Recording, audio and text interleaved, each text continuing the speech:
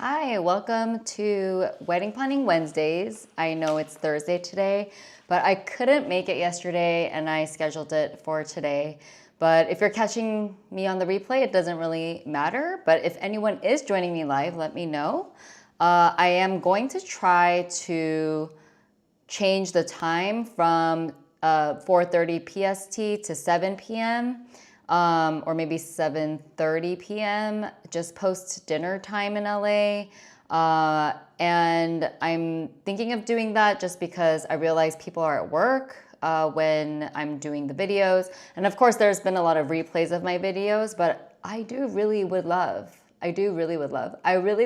if people would be able to join me live at some point as my subscriber base is growing slowly but surely. Thank you for everyone who subscribed this week, who downloaded my planning timeline and checklist. If you are looking for a checklist, I definitely have one. I linked it in the comments or description below. But if you're new here, welcome. My name is Jane Yu. I am a wedding planner based in Los Angeles. I own a company called UNS Events with my husband, John, and we offer planning, design, and DJ services. And I really love supporting my couples plan and design their wedding from beginning to end, helping them make intentional, personalized choices to make their wedding day truly unique and special. If you do end up liking this video, I would love it if you could hit that like button for me, and you can of course subscribe for more content. I always like to start off the video with something that's enhancing my life, and I was thinking about it this week, and to be honest, I'm not like, at this point, I don't have a lot of things that I buy or use. I mean, there's everyday things, but I didn't really feel like sharing a lot of those things right now because a lot of the things I do are fitness related or nutrition related or something like that. But I was like, it doesn't have to be something tangible, right? I feel like there's so much more that can enhance life than just products. And so I was thinking about it, and this year I've really been trying to stay connected with friends. And, you know, this year, or not this year, but right now when it's a little bit slow, I'm trying to save money. It's tax season coming up. We're really trying to book for the coming year and next year. And so, you know, we're not going out as much, also on a health kick, so just not eating out as much or drinking as much. So I've been making it a point to meet up with friends and go on walks. Which has been really nice. And just having that one-on-one time has been really fun, and also just being able to actually talk to each other without being on devices or being stimulated by other things. And so I wanted to share that. So if you're feeling a little bit like you need to get out of the house, or you're feeling like disconnected from people, I encourage you, to take walks with friends. You get your steps in. You don't have to feel pressure to spend money or eat out. If you're on a health kick like I am, you don't have to explain like, oh, like, can we just go somewhere with salad or something? Like, that's kind of boring too sometimes. So I wanted to share that little tidbit with you. So today I wanted to talk a little bit about wedding marketplaces, and what I mean by that are places or websites like The Knot, Weddingwire, Zola. I feel like those three are the top three that couples use. And as a bride, I was thinking back to when I was planning my wedding in 2018. And as a bride, I actually didn't really use it for any kind of research or anything. I did use Zola for my registry, and I'm not sure why I didn't use them for the website, but I used another company called withjoy.com for the website. And at that point, it was a little bit more in like beta stages, and it was fine, but I have noticed since then they've really fleshed out their site, and I feel like they have a lot of different features now, but I'm not as familiar with that one, so I'm not going to be talking about it today. But as a bride, I didn't really use any of those for research or anything, because I feel like I had been doing events for a while by that point. And so I feel like I had a lot of relationships, and I did end up using a lot of the venues' preferred vendor list and doing my research that way, or referrals from people that I knew. Like photographer, for sure, I got a referral. And the DJ was a friend of ours, and John actually DJ'd part of our wedding. And so that's what we did, or what I did as a bride. As a planner, I don't really use it for Los Angeles, but there are times I do weddings in other cities that I'm not as familiar with. So in that regard, I will use the Knot and Weddingwire to do a little bit of research, because it's somewhere that I'm not familiar with. And I like to see just what's out there, and then I do a little bit of a deep dive. And then also I see if there's any crossover between the various platforms, and also on Google, like if they have reviews as well. And of course, I check out their website too. So I feel like doing like a very comprehensive search based on starting with those directories are useful. A little bit about what I know as a vendor who has a listing on the Knot. When John and I first started our business, it was in 2019, and we were in New York, and we were just starting out, and we didn't really know what we were doing, and we're still figuring it out today. But like when you first think of wedding planning, you do think of those platforms. So we invested in advertising on both of the platforms, and they have different tiers of advertising. So when you go to those sites, it's pay to play essentially. Zola, I'm not as familiar anymore. I was on it when they first started, and it just became a lot to manage so many different platforms and inquiries. So I kind of just went more with the Knot. But for the Knot and Weddingwire, they have different tiers. So the people that you see on the front page, they pay the most amount of money to be there, right? It's called a spotlight listing. And then you have featured, which I think there's a limited number of featured spots that they have. And then the last tier is pro. And then I think they also allow you to have a free listing, but you're like toward the end of the directory. So when we started out, we were on the Knot and the Weddingwire, which, they have merged. And so when we go into the Wedding Pro account, it only has one email address and login. But for some reason, on the external facing, it's still Weddingwire and the Knot. And it's a little bit frustrating as to why they haven't just created one marketplace at this point. I understand there may be just branding, and they want to keep the namesake, but I'm sure if they went through an overhaul, it would just be much easier for everybody just to have one place. But yes, we used to do both, but now I just have the Knot featured listing. And in the beginning, when I transferred over to the Knot's featured listing, I did notice an uptick in inquiries, and I did think it was worth it at first.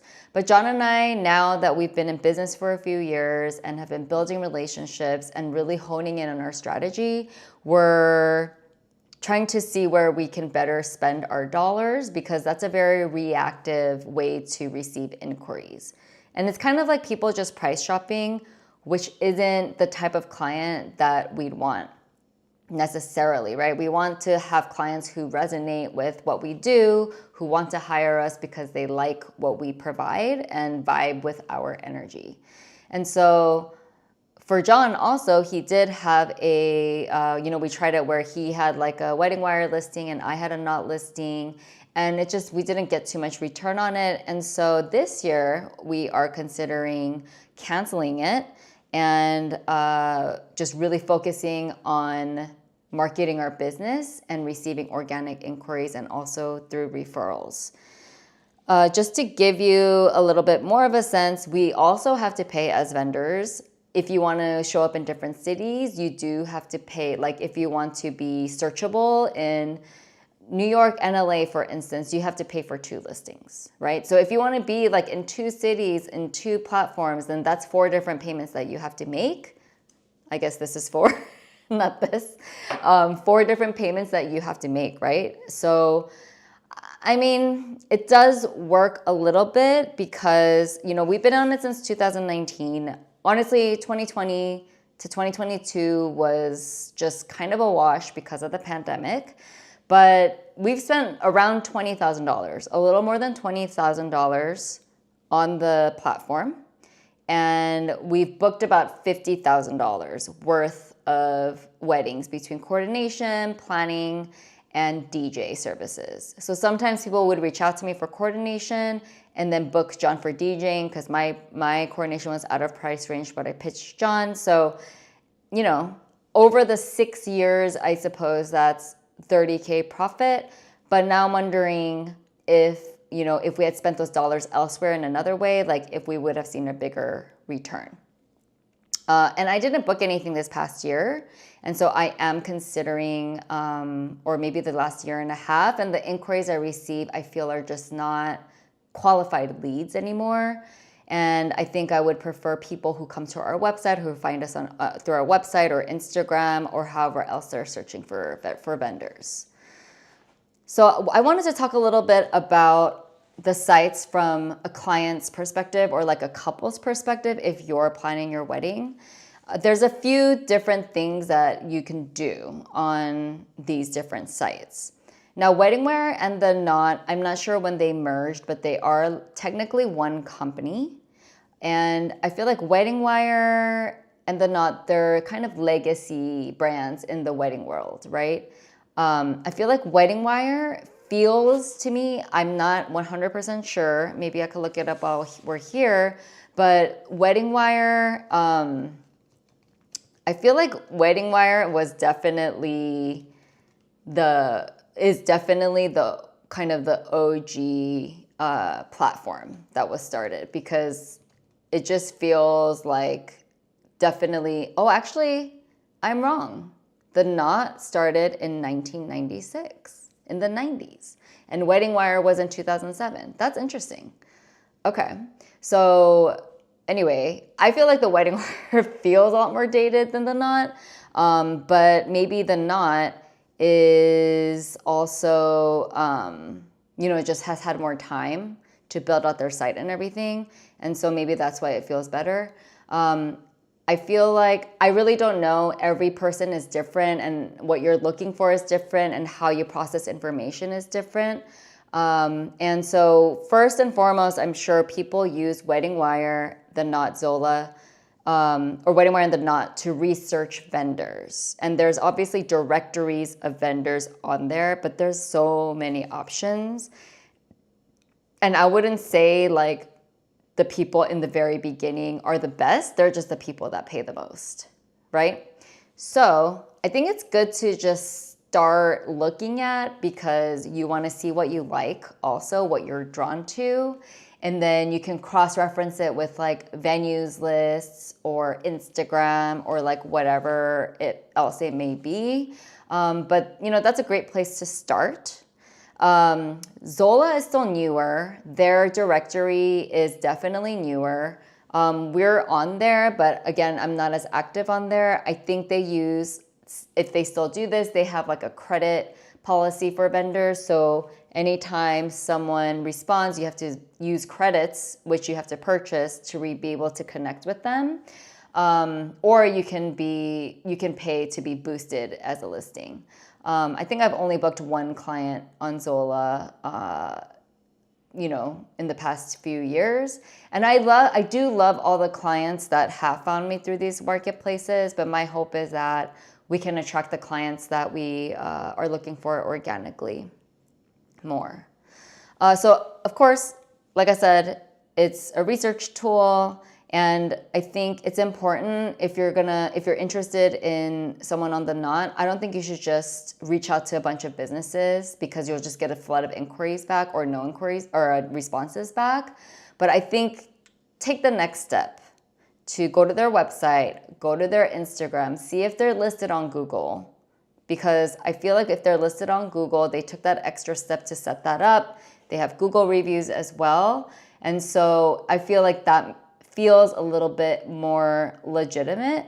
And then I would say narrow it down to like 3 to 5 options instead of reaching out to 20 businesses and then you're just comparing pricing.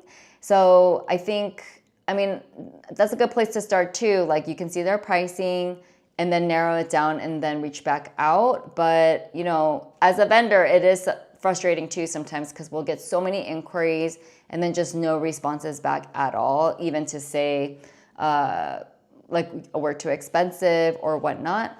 But, I've kind of gone over that over the years because I get it. Like why waste time like going back to people and telling them that you didn't want to hire them?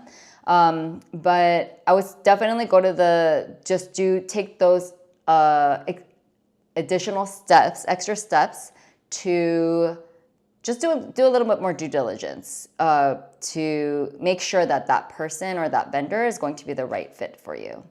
The one thing that about the Knot and Weddingwire now, they do require you to list pricing like for your different packages. So I think that's actually pretty good because they might not reach out.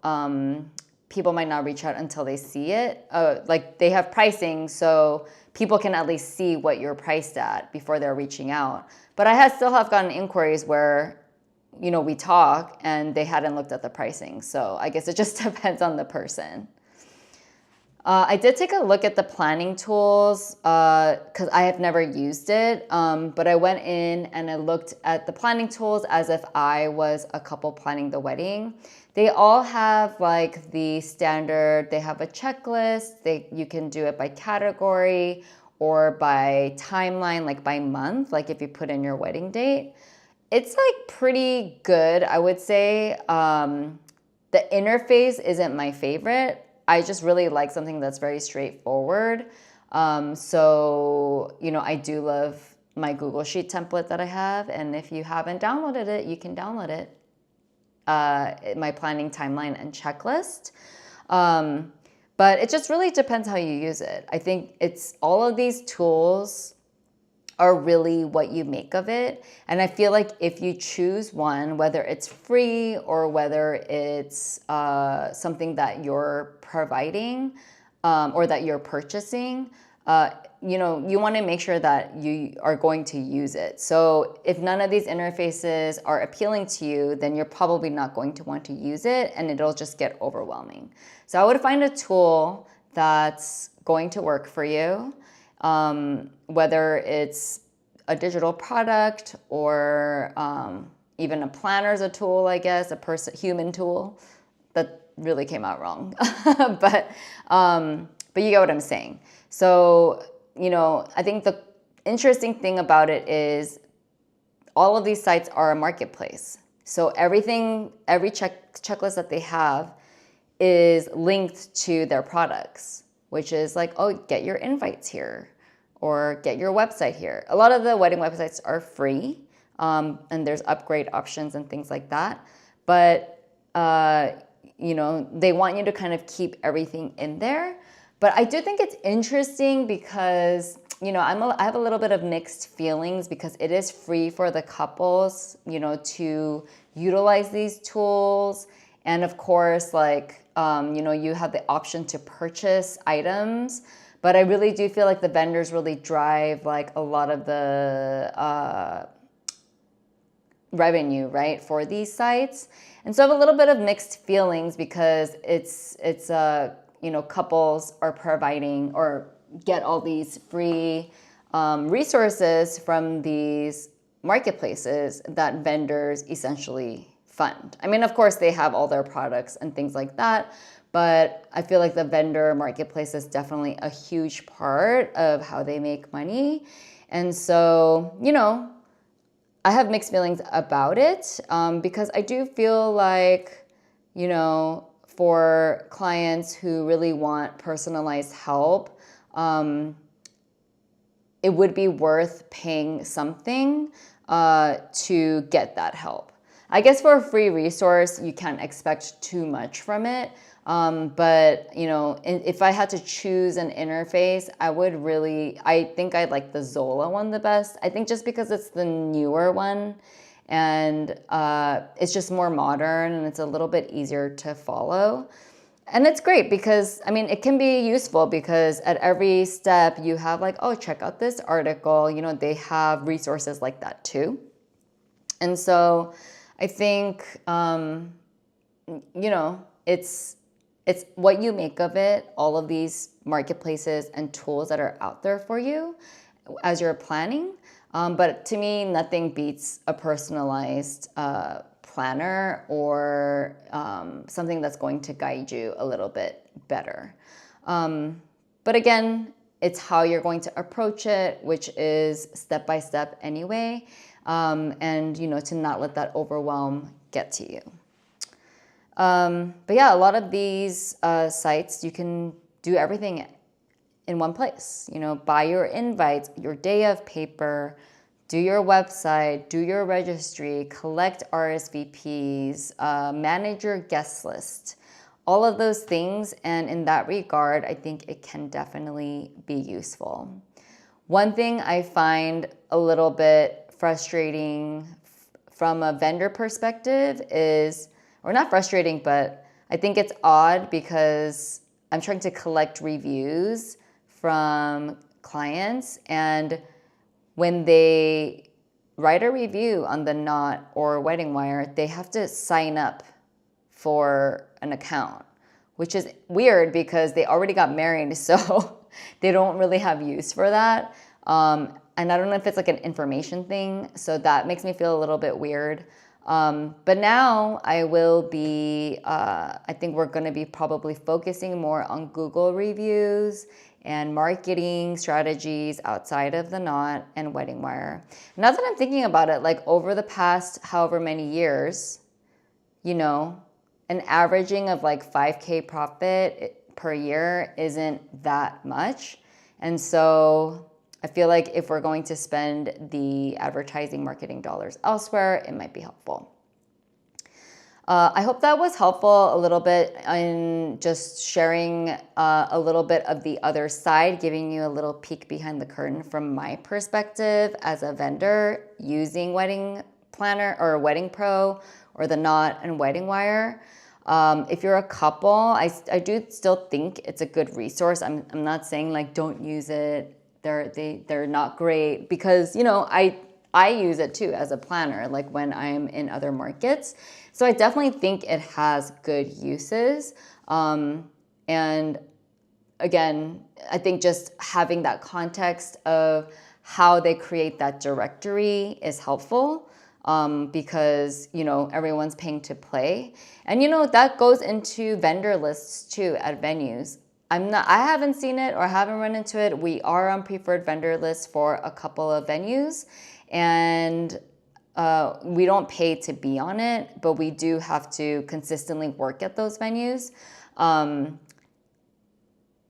I have heard that some people pay to be on it, or, you know, I don't know what other ways maybe they give a commission to the venue. I'm not sure.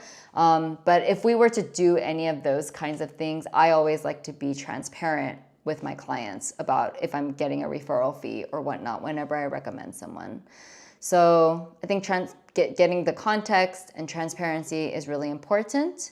And I hope that was helpful to you today, especially if you're starting your research. I did just speak to someone on the a discovery call who found me on the Knot. So yeah, I mean, it is helpful. And remember to check out my planning timeline and checklist. I'll link it in the description below. And thank you so much for watching. Thank you for being here. Next week, I should be back on Wednesdays. I'm gonna do it in the evening. I'm realizing I'm a little bit tired though. And I feel like I was rambling a little bit. So we'll see how the 7 p.m. goes. And if the streaming viewers are still like the same in terms of the number of people watching, then I might just go back to like 4:30, or maybe I'll change it to 5, because then at least that's more towards the end of the day. But anyway, you don't need to know all that. I'm rambling at this point. Thank you for being here. Thank you for watching.